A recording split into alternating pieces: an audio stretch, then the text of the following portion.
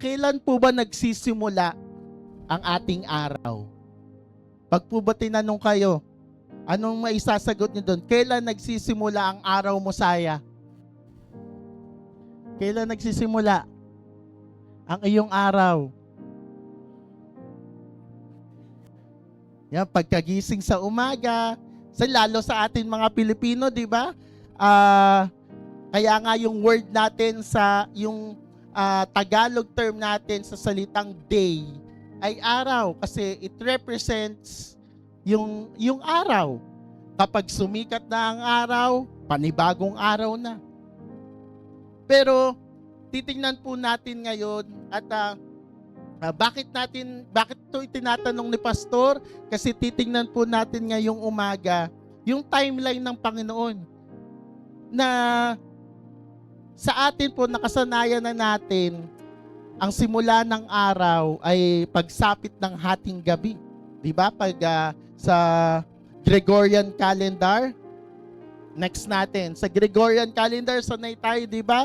Pagpatak ng 12 a.m., panibagong araw na. Halimbawa ngayon, July 7-11 ngayon.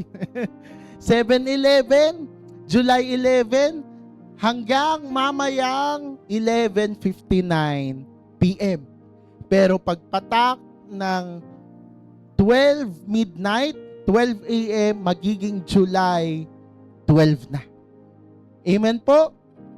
At ibig sabihin po nga nun, midnight marks a new day and sunrise feels like the beginning of our work, our plans, and our priorities. Sa isang sikat ngang commercial, ano ang tanong?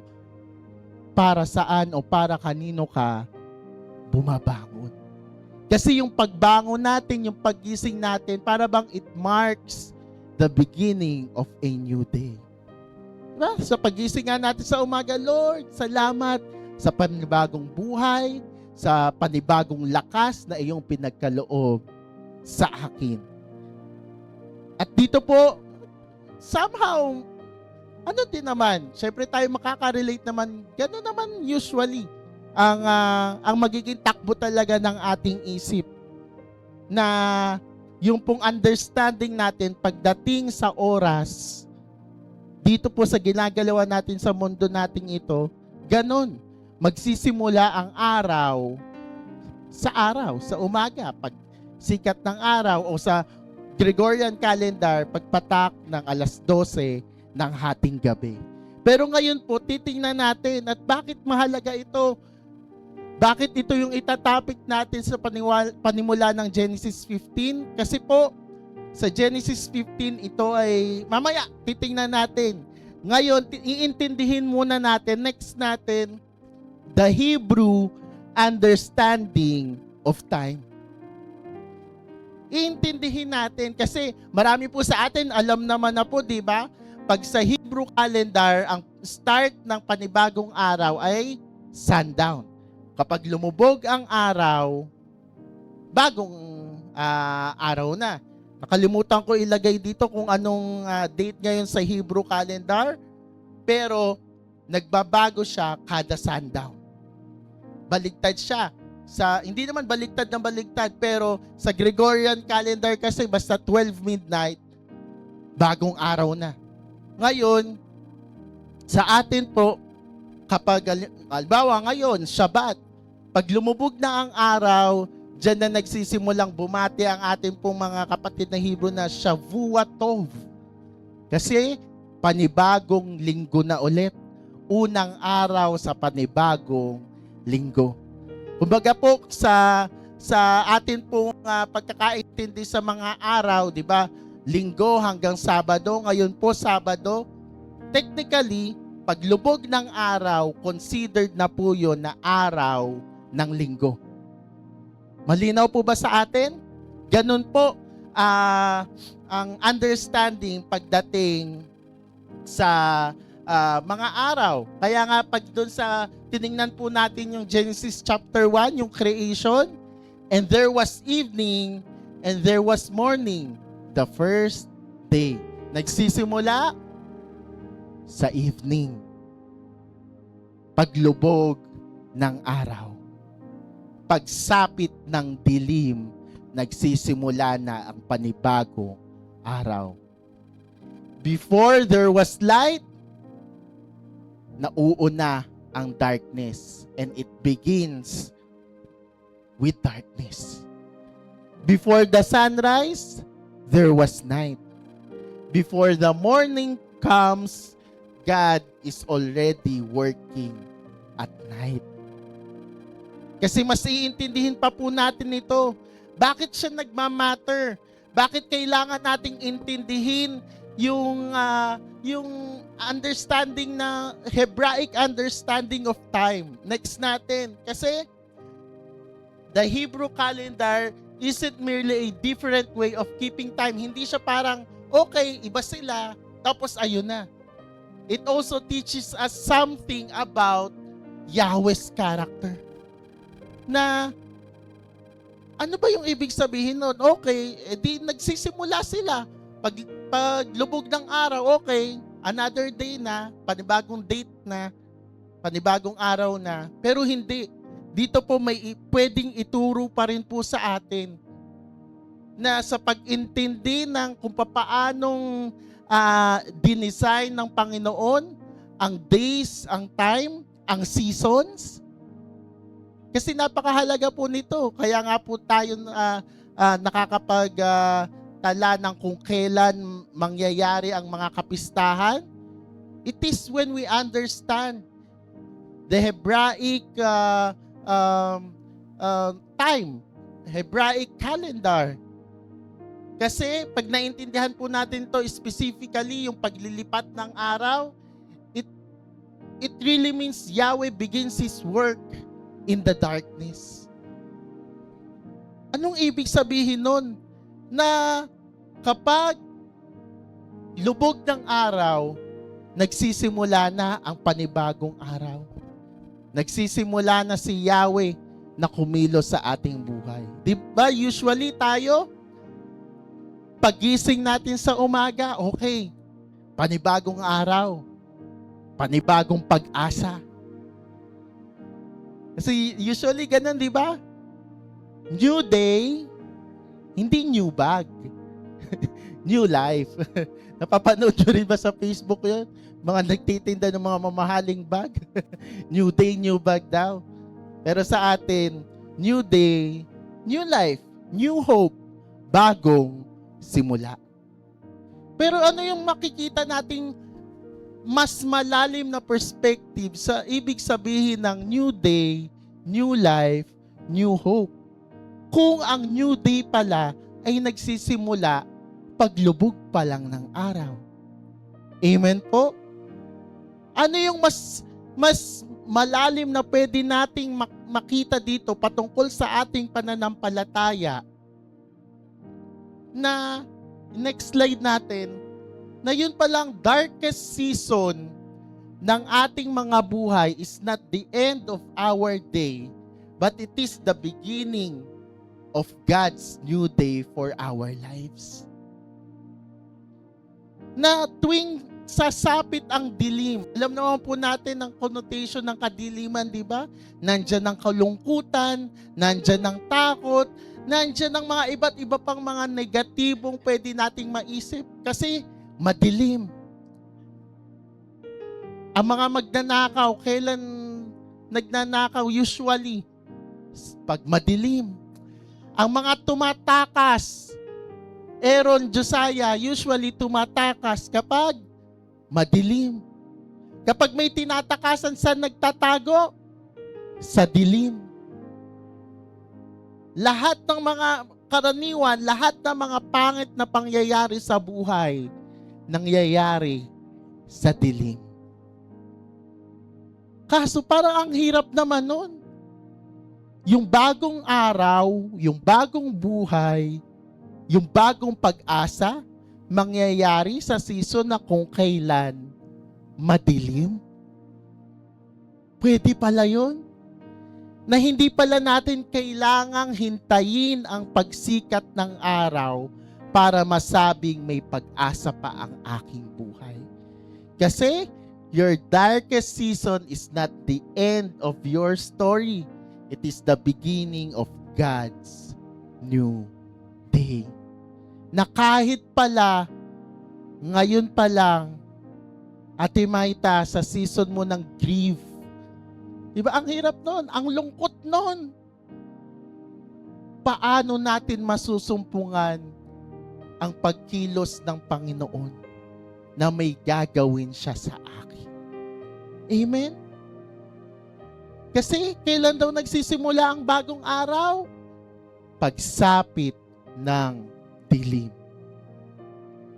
Paglubog ng araw, pagkawala ng liwanag, noon nagsisimula ang pagkilos ni Yahweh sa ating mga buhay.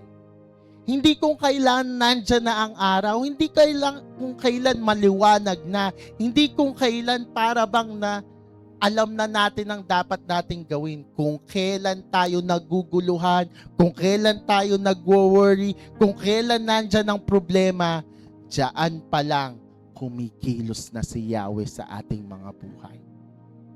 At makikita po natin yan, iba't ibang pattern throughout the scripture. Next slide natin. Kailan nangyari ang Exodus, ang paglabas ng bansang Israel sa kanilang pagkaalipin sa Egypt? It happened during the first Passover meal. Kinain ba ito? Agahan ba ito? Pananghalian ba ito? Merienda ba ito? Hindi. Hapunan ito. Ang paglaya ng Israel nangyari at night. Si Jacob, bago siya maging Israel, siya'y nakipagbuno sa anghel ni Yahweh. Kailan? Sa katirikan ba ng araw? Nung papalitaw na ba ang araw? Hindi. Nakipag-wrestling siya buong magdamag sa kadiliman. Bago ma-renew, yung pag-renew ng identity ni Jacob, saan kilala si Jacob? Si Jacob na deceiver, si Jacob na mautak pero maduming trumabaho. Si Jacob the wise but the deceiver. He became Israel, the nation chosen by Yahweh. From the deceiver to the chosen nation. Kailan nangyari yon? Overnight. The birth of Yeshua, our Messiah. Kailan siya pinanganak? Di ba? Mababasa natin sa accounts ng gospel mula kay Matthew, kay Mark, Luke, and John. When the shepherds kept watch by night, when the angels announced the birth of Yeshua. Usually nga, di ba, pag may nagro-role play, may North Star, yung Polaris, kasi at night siya nangyari. Ano ang sinundan ng three wise men? Kaya nila natunton kung nasa ng Panginoong Yeshua all throughout more than 2 years of their travel. Ang guide nila, nakikita ba nila pag-araw? Ang guide nila, nakikita nila sa gabi. Kahit walang araw, kahit para bang lumubog na ang pag-asa natin sa buhay natin, si Yahweh, nagpapakita siya ng tala sa kadiliman. Ang gabay natin sa panimula ng ating bagong araw. Amen? Marami pa po yan. Si Samuel, di ba siya ay, sino nga nanay ni Samuel? Si Ate Hana. Accurate. si Ana, di ba, hiling niya sa Panginoon na siya'y magkaanak, at pag siya'y magkaanak, kaya alay niya yun kay Yahweh. Totoo naman. Si Samuel ay lumaki kay Eleazar. Eleazar, na isang pari na naglilingkod sa templo ng Panginoon. Isang gabi, may tumawag kay Samuel, Samuel, Samuel. Tumugon si Samuel, akala pa niya nung una si Eleazar. Pero in short, ano yung istorya nito? Tinawag si Samuel at night. Ginising si Samuel, gabi pa lang. Dahil ba inihabol? Hindi. Kasi yung gabi na yon ang pasimula ng araw, ang bagong pagkatawag kay Samuel. Anong naging pagkatawag kay Samuel? Si Samuel lang naman ang nagbasbas sa dakilang haring David. Hindi hari nun. Siya ay isang bata na musmos na hindi mo aakalaing bakit siya ang babasbasan. Pero siya ang pinili ni Yahweh at nalaman yun ni Samuel. Bakit? Tumugon siya nung gabi na yun.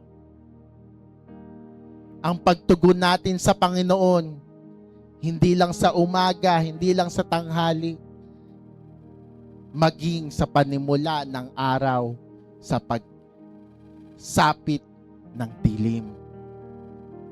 Si Gideon, kailan inutos ng Panginoon na sirain niya yung mga idols doon sa city? Sa gabi. Gideon conquered all the idols, destroyed all the idols sa gabi. Kasi God is still working at night. Kaya Josiah, Aaron, kung tinutulugan nyo ang pananalangin sa gabi, wag na wag, kasi gising na gising si Yahweh noon. Simula pa lang ng araw niya noon.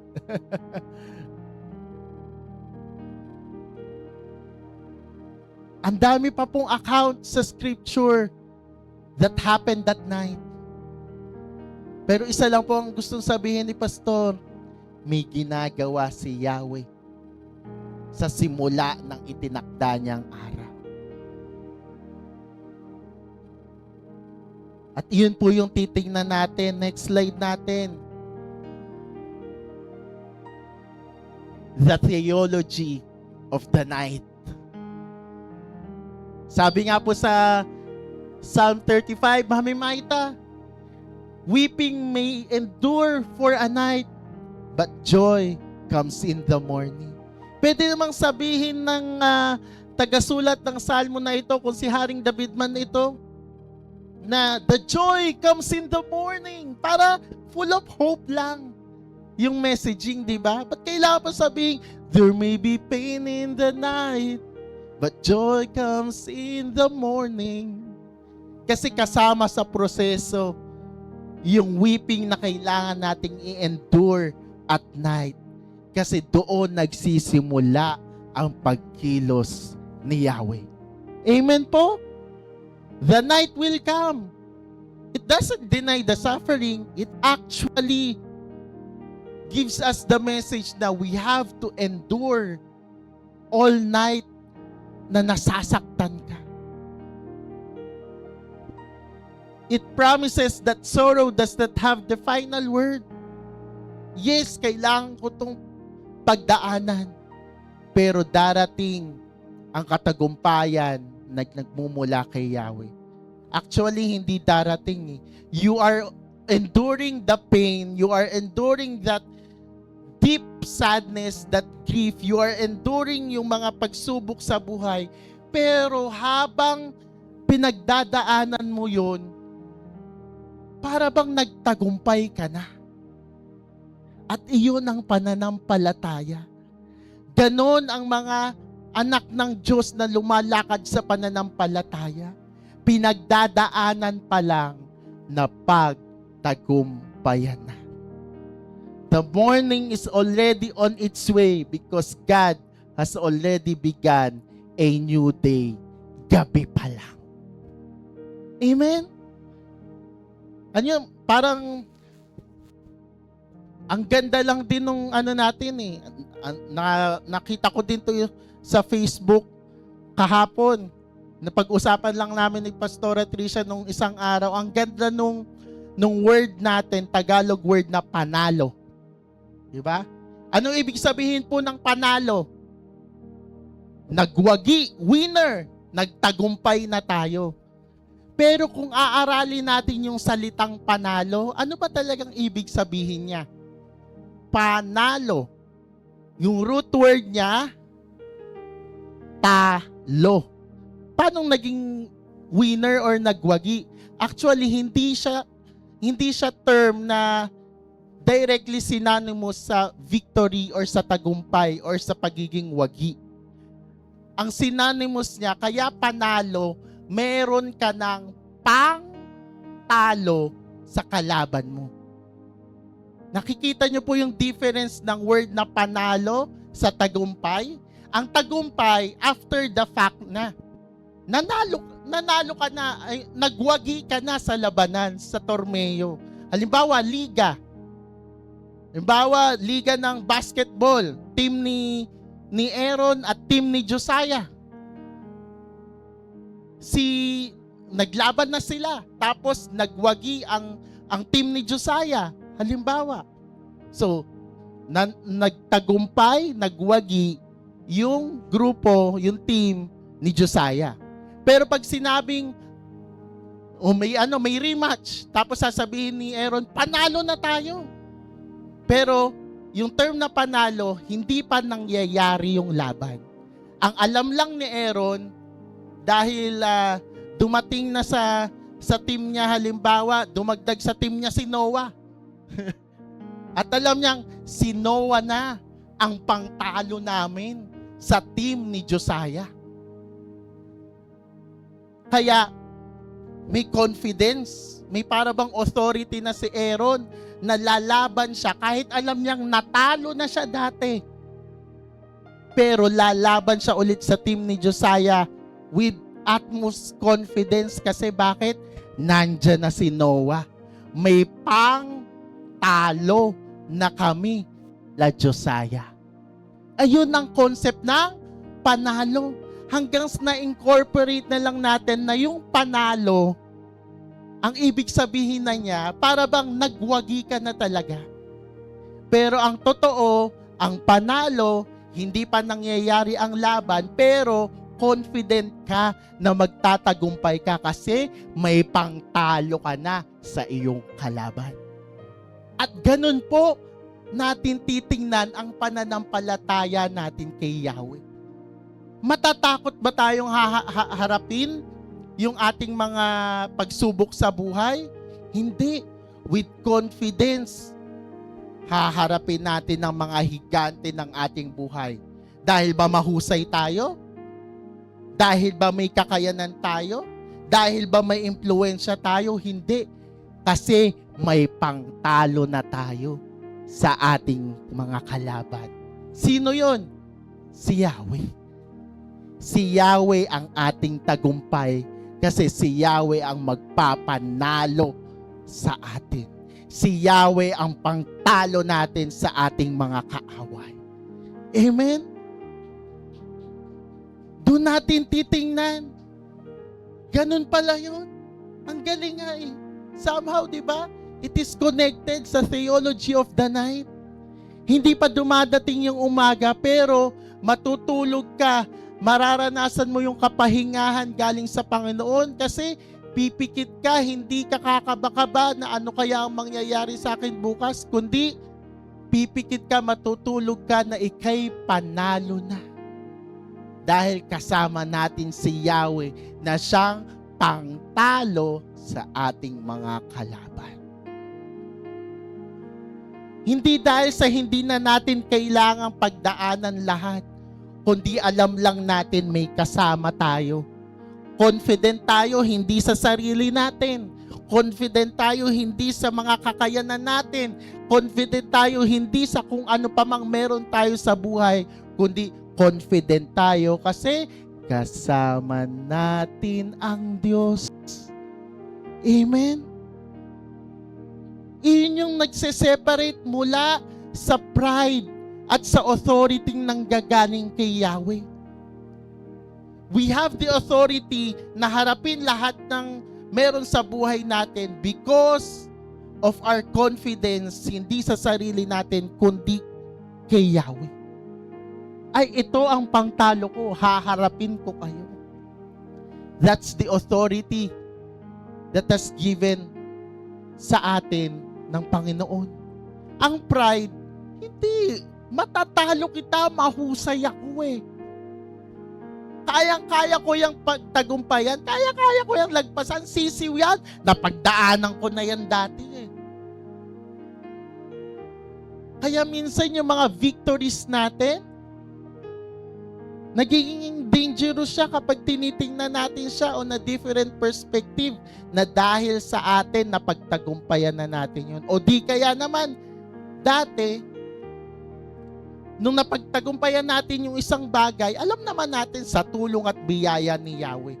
Pero kapag may napagdaanan na tayo ulit na panibagong pagsubok, nakikita na natin siya, porket napagtagumpayan dati, nakakalimutan na yung fact na ito ay sa biyaya at gabay ng Panginoon. Ang makikita na lang natin ay, napagtagumpayan ko na siya dati. Kaya kayang-kaya na yan. Ano nangyayari? Imbis na authority coming from Yahweh, pagiging kampante na siya. At doon na pumapasok yung preaching ni Pastor Alvin last week. Nag-o-open ng gap of compromise. Kasi bakit? Naging kampante porkit na pagtagumpayan na dati. Kaya dito po pumapasok, next slide natin, yung Genesis 15. Kailan ba nangyari itong Genesis 15? It is after the fact nang nangyari kay Abraham. Nailigtas na niya si Lot.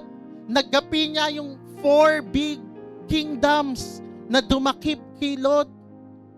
Nakadaan na siya kay Haring Melchizedek at nakapagbigay pugay sa pinakaunang naitalang priest king sa Biblia.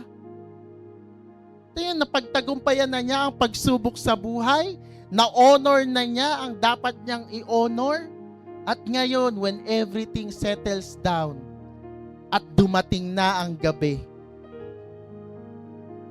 ano na ang mangyayari? Sabi nga dito, Yahweh chooses the night to establish His covenant. Dito po sa Genesis 15, kung babasahin po natin siya, parang naulit yung Genesis 12. Yung mga pangako sa Genesis 12. Pero dito natin makikita sa Genesis 15, yung talagang pag-establish ng covenant between Abraham and Yahweh. At ganun din po sa atin. God often does His deepest work in the dark. Sa panahon na tayo hirap na hirap, sa panahon na tayo lungkot na lungkot, sa panahon na tayo may sobrang sinusubok na ng buhay, tandaan po natin, ang Panginoon ay kumikilos sa ating buhay. At hindi lang basta kumikilos, tayo'y pinipili niya. Sabi nga po dito, next natin, the night is where fear speaks the loudest. Totoo po, di ba? Lalo pag mga bata, nakwento ko po before, si Noah hindi makaihi sa CR sa gabi. Kasi madilim. Kasi nakakatakot. Yung mga madidilim na sitwasyon, yung mga madidilim na parte ng buhay natin, iyan yung mga bagay na ayaw na nating balikan. Di ba? Yung pagkakabaon mo, Ate Tere, ng baon pati ulo sa pagkakautang, gusto mo pa bang balikan?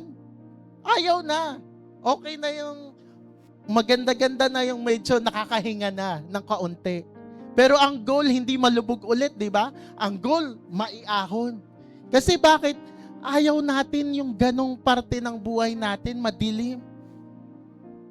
Ayaw na nating balikan yung buhay natin nung panahon na tayo ay galit na galit at may nagawa tayong hindi maganda. Na para bang kapag binabalikan mo yung mga ganong alaala, ay, hindi ako yun.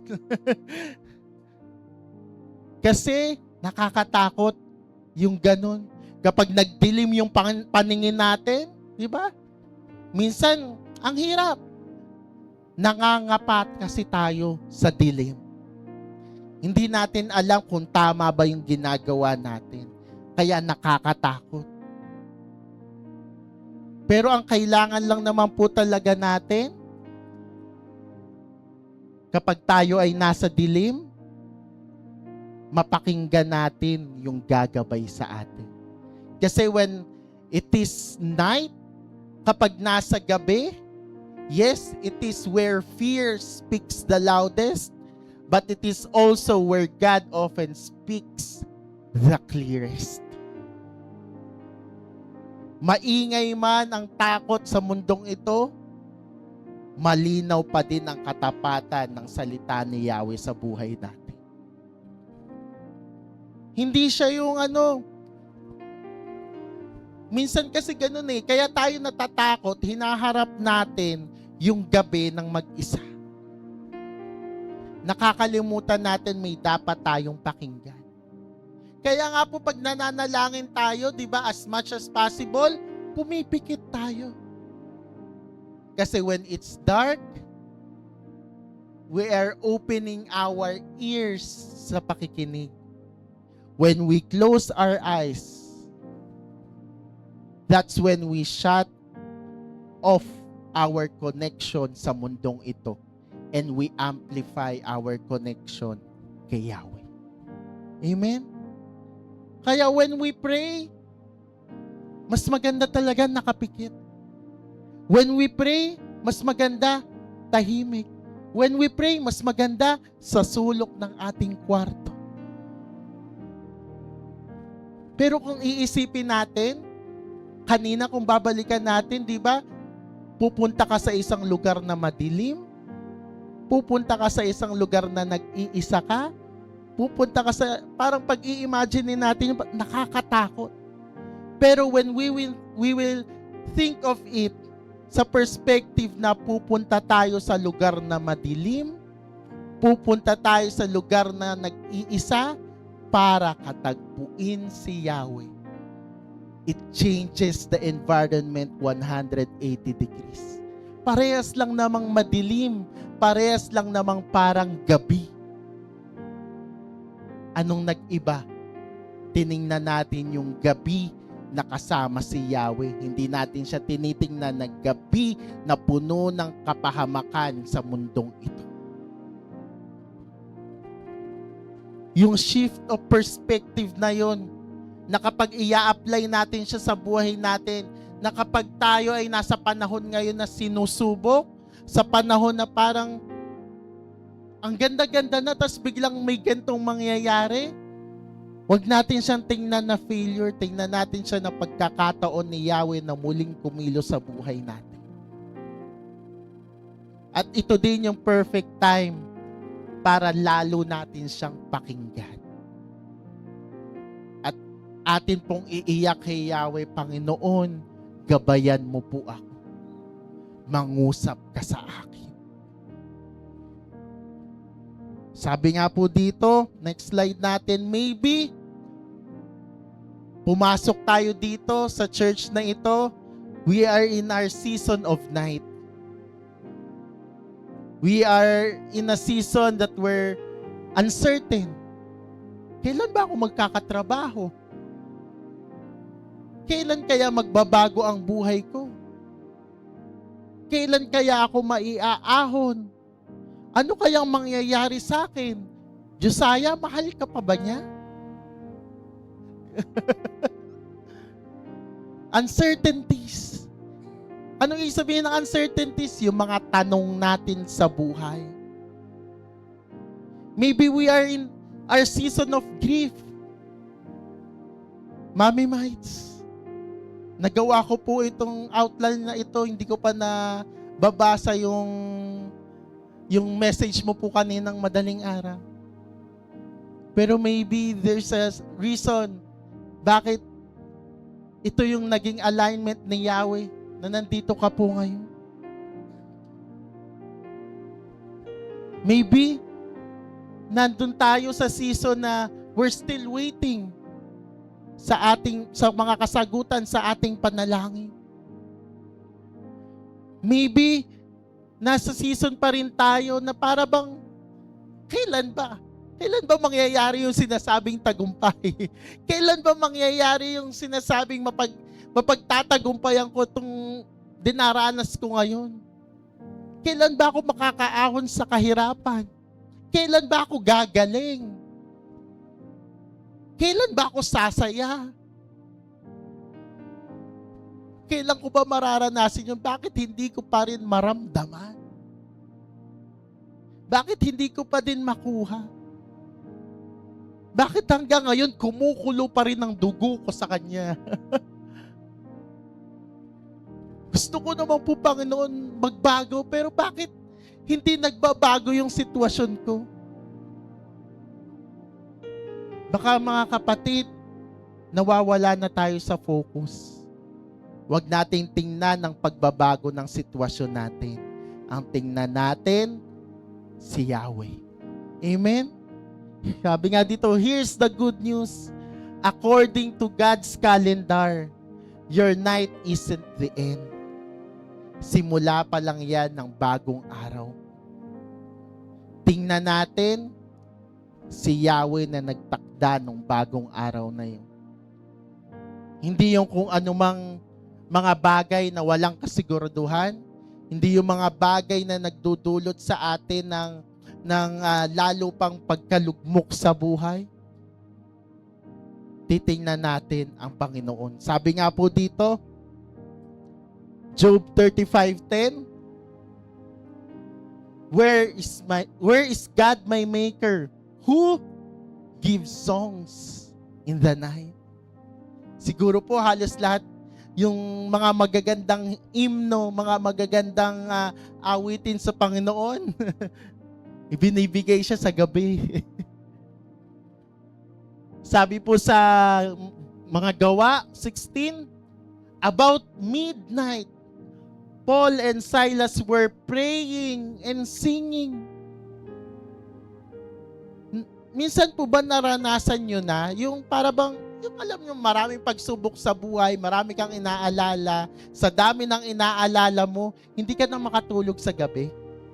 Ano pong ginagawa natin? Lalong iisipin yung problema. Alam mo po yung pwede nating matutunan kay Pablo, kay Silas? Nakakulong po sila nung time na to. What they did is to pray and sing hymns to God. Mawawala ba nun? Mariresolba ba nun yung problema? Hindi. Pero, dinedeklara natin, Yahweh, kumilos ka sa aking buhay. At anong nangyari? And the prisoners were listening to them. Ay, yung maganda. Hindi lang ikaw yung nako-comfort nung prayer and nung pag-awit ng mga papuring awit. Naririnig din sila ng mga taong nasa paligid nila. And suddenly, there was a great earthquake so that the foundations of the prison were shaken. Napakaganda po nitong analogy sa atin pong mga buhay. Ano yung unang ginawa ng Panginoon? Shinake niya ang mga foundation ng nagkukulong sa atin. Niyanig ang mga nagkukulong sa atin. Na para bang halimbawa, Aaron, yung napakatagal mo ng pinanghahawakang hidden sin, bigla bang inalog ka ni Yahweh? Para bang natauhan ka? Hindi ako to. Kailangan ko nang magbago.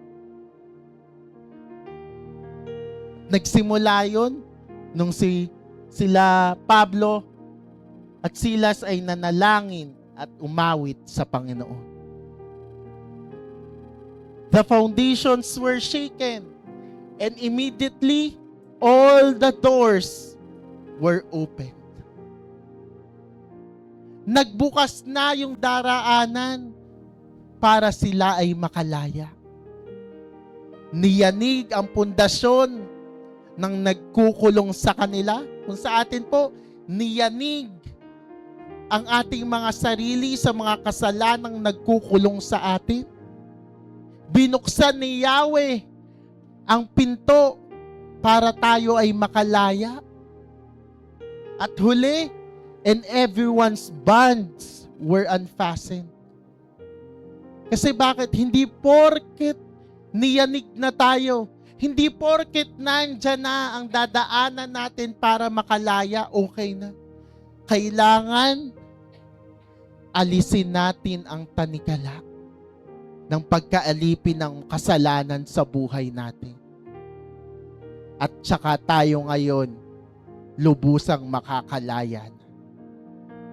Ang galing nga eh. Sila Pablo ba? Yung nag-shake ng foundations ng kulungan? Hindi. Si Yahweh. Sila Pablo ba ang nagbukas ng pinto? Hindi. Si Yahweh. Sila Pablo ba ang nagsira ng kanilang mga tanikala? Hindi. Si Yahweh. Lahat ng ito sa biyaya at habag ni Yahweh.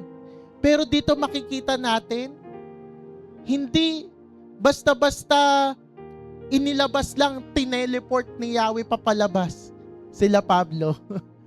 Ang ginawa ni Yahweh, binigyan niya ng pagkakataon yung dalawa at yung iba pa mga prisoner na makalaya.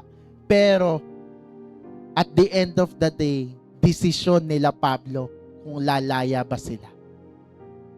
Tinanggal tanikala, binuksan ang pinto, niyanig ang presinto. Pero sila Pablo pa din ang tatayo at kikilos.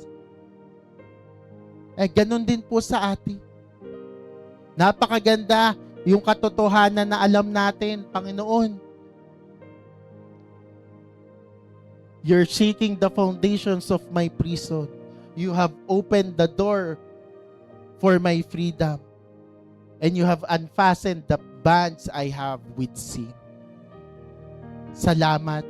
Kaya ngayon po titindig ako. At katulad ni Abraham sa Genesis 15, pinagtibay yung covenant na meron siya kay Yahweh. Ganon din po sana tayo. Kasi napakahalaga po na tayo ay handa sa gabi sa anumang pagkilos na gagawin ni Yahweh. Kasi kung natulog si Pablo at si Silas, wala namang mangyayari. Kaya sila umaawit at nananalangin kasi alam nila si Yahweh lang ang makakapagpabago ng kanilang sitwasyon. Kaya kailangan meron tayong gagawin kahit gabi pa lang. Kasi bakit? Ang gabi ang simula ng araw. Amen po? Ito po, basahin po natin. Bakit napakahalaga na handa tayo sa gabi sa Matthew chapter 25?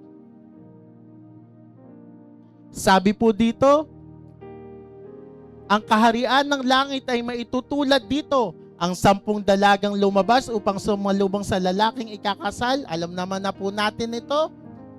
Yung pong parable ng 10 mga dalaga.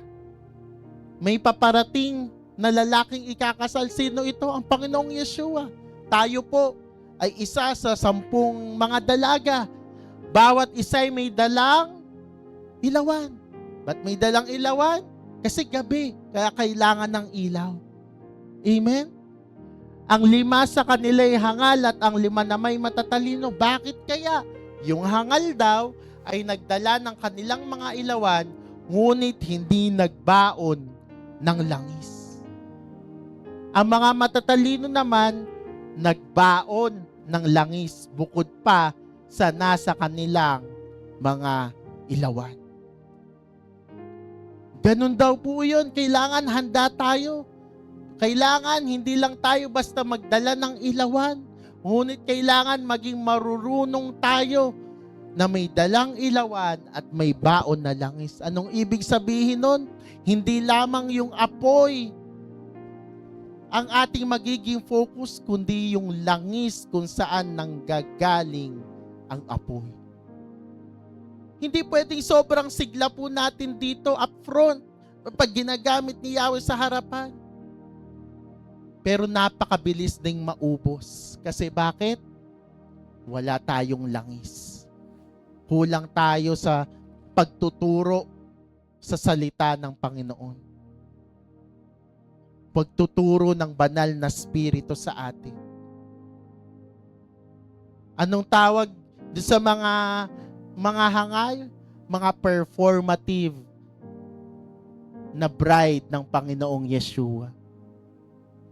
Nandito ako, I will show up.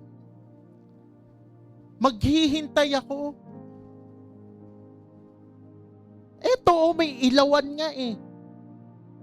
Ginagamit pa din siya ni Yahweh sa sanlibutan ito para maging ilaw. Pero ang tanong, can we endure the whole night? Para magtagal tayo sa buong gabi, kailangan may baon tayong langis. Pagpatuloy pa po natin. Kasi pwede itong mangyari na, next slide natin, naantala ang pagdating ng lalaking ikakasal, kaya't inantok at nakatulog sila sa paghintay. Pwede yung mga idinadalangin natin, hindi pala agad darating. Kasi minsan, di ba, pag may hinihiling tayo sa Panginoon, sobrang on fire tayo sa paglilingkod sa Kanya. Panginoon, bigyan mo ako ng trabaho, ibibigay ko lahat-lahat sa iyo, maglilingkod ako sa iyo. Kaso dumating yung 1 buwan. Ba't wala pa si trabaho? Nagdalawang buwan. Ay, bakit? Wala pa din. Yung dating, praise the Lord! Hallelujah! Kaya pa, praise the Lord! Hallelujah! Umaandap-andap yung apoy. Kasi bakit? Unti-unting nauubos yung langis. Hindi na paghandaan, na hindi timeline natin ang masusunod, kundi ang kalendaryo ni Yahweh sa buhay natin. Hindi natin alam kung kailan muling darating ang Panginoong Yeshua.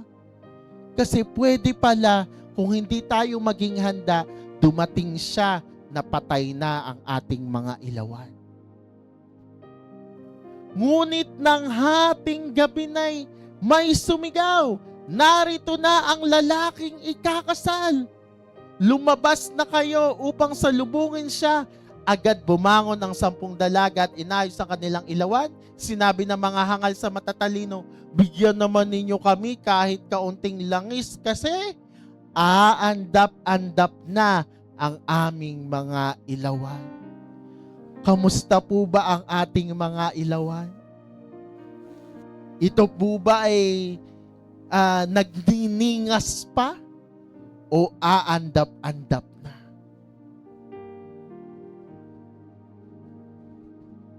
Kailangan po, tingnan natin, kamusta? Una nating kamustahin, hindi yung apoy. Kamustahin natin yung langis. Hinahayaan pa ba natin ang banal na spiritong kumilos sa atin?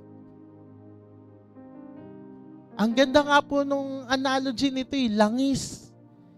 Anong ibig sabihin ng langis? Anointing. Literally, yung Hebrew word for anointing, ang ibig sabihin niya, binuhusan ng langis. Tayo po ba? Kamusta po tayo? Tingnan po natin. Baka hindi magkasya sa ating lahat. Mabuti pa'y pumunta muna kayo sa tindahan at bumili ng para sa inyo. Tugon naman ng matatalino. Kaya't lumakad ng 5 dalaga ngayon upang bumili ng langis. Habang wala sila, dumating ang lalaking ikakasal. Ang 5 nakahanda ay kasama niyang pumasok sa kasalan at isinara ang pinto. Next natin. Pagkatapos, dumating naman ang iba pang dalaga. Panginoon, papasukin po ninyo kami. Pakiusap nila. Ngunit tumugon siya, sino ba kayo? Hindi ko kayo kilala. Pagkatapos nito'y sinabi ni Yeshua, kaya't magbantay kayo sapagkat hindi nyo alam ang araw o ang oras man. Kailan darating ang araw? Yung iba natutulog sa gabi. Kasi ang simula naman ng panibagong araw sa umaga pa. Hindi eh. Ang kalendaryo ni Yahweh nagsisimula na ang panibagong araw pagsapit ng dilim. Kaya nga po, ito po yung ating pag-aaralan. Intro pa lang po. Ba't tahimik po kayo? Sige, next slide natin. Ang magiging series po natin kapag ang inyo pong lingkod, ang haharap, When the Night Comes. Finding Yahweh in Life's Darkest Hours. Nakita niyo po, wala pa tayong binabasa sa Genesis 15. Ngayon pa lamang po tayo magsisimula. Amen po. Parang umandap bigla yung ilaw ah. Amen. Pag-aaralan po natin ito mga ito, next slide natin. Paano natin i-handle itong mga bagay na ito? Fear in the night, stars in the night, the fire in the night, and the hope beyond the night. Sa mga susunod na Shabbat po. Amen? Gusto niyo po ngayon na? Okay lang po? Pwede naman. Huwag niyo po tutulugan. Hindi po. Next Shabbat na lang po. Amen po? Hallelujah. Purihin po natin si Yahweh na sa panahon ng atin pong sa panahon ng kadiliman, hindi po ito isang panahon na dapat tayong malungkot. Kasi bakit? There may be pain in the night. There may be pain that we need to endure. But joy comes in the morning. Kasi bakit? Panalo na tayo. May pangtalo na tayo. Amen? Mami Maita, may pangtalo tayo sa kalungkutan. Ate Tere, may pangtalo tayo sa kahirapan. Naririnig tayo ni Nanay Conching, may pangtalo sa karamdaman. May pangtalo sa lahat ng ating pinagdadaanan. Kahit sa galit natin, may pangtalo dyan, kaya pa rin nating magpatawad. Sa kahinaan, may pangtalo dyan, may kalakasang ibinibigay si Yahweh. Kailangan lang natin gawin sa panahon na madilim, katulad ni Pablo at ni Silas, let's pray and sing praises to Yahweh. Kasi bakit? Darating sa hating gabi ang Panginoong Yeshua. Magbantay po tayo, maging handa pagsapit ng dilim.